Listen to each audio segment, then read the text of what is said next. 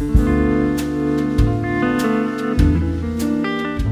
was out in the sense that I was visibly gay. I was visibly effeminate. I mean, in that sense, I've been out since age of 18 months. I was just one of those little natural-born fairy princesses that just could not hide it. Except, you know, I was a child. I didn't know I wasn't supposed to be that way. Then when you get like to about 8 years old, you feel the world kind of closing in on you. It's like, I'm supposed to be a boy. I'm supposed to grow up to be a, quote, man. I just couldn't pass as a guy. You know, it took me a long time. I encountered the word transsexual when I was about 19 years old. I was just in the University of Toronto bookstore, and I was just browsing the books, and there was a reader on different topics, and there was a section on sex change operations and transsexuality.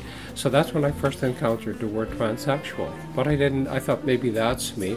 That was still a new topic at the time, but they were talking about like businessman types, you know, in their 40s and 50s who had this epiphanic moment of self-realization that they were really supposed to be women trapped in the bodies of men after having a successful straight man's life. And there were some cocktail waitresses and sex worker types described, and I thought, no, I don't fit either one of those. And I just kept muddling along, totally confused, you know. And there was nowhere to go. You couldn't talk to anyone. You couldn't go to a doctor or something and say, hey, I might be transsexual, but I'm not sure. The doctor wouldn't either not know about it or would freak out and say, get out of my office, I don't want a fag here. That's what it was like. I was like, spent years and years going on this wild roller coaster ride.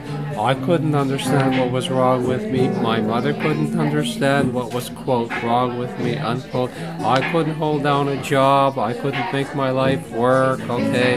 And I'd go through this regular cycle of getting more and more depressed, despondent, suicidal, and then I'd have a big emotional meltdown, and then I'd recover.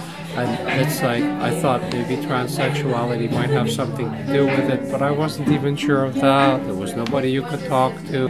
When I was a teenager, I actually got to the point where I made a suicide attempt. I had that first big meltdown. I've been there, and I know a few other younger transsexual queens who've committed suicide. It's really sad. Around 1990, I came across the phrase gender dysphoria.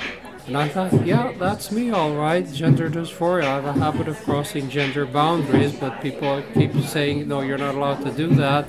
And when the gender police would come across the boundary and grab me from the world of women and drag me back to the world of men where I didn't want to go.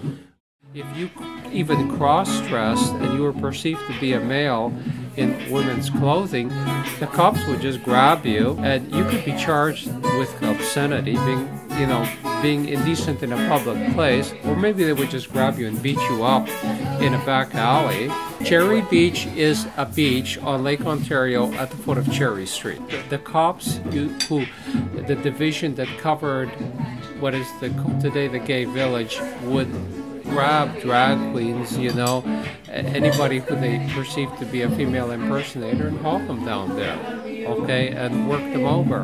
And they got away with it. It was impossible to make a complaint about it. They don't do it anymore, but the older drag queens will know about that. But it just goes right over the heads of the young people. They don't understand it anymore, okay? It's like history now.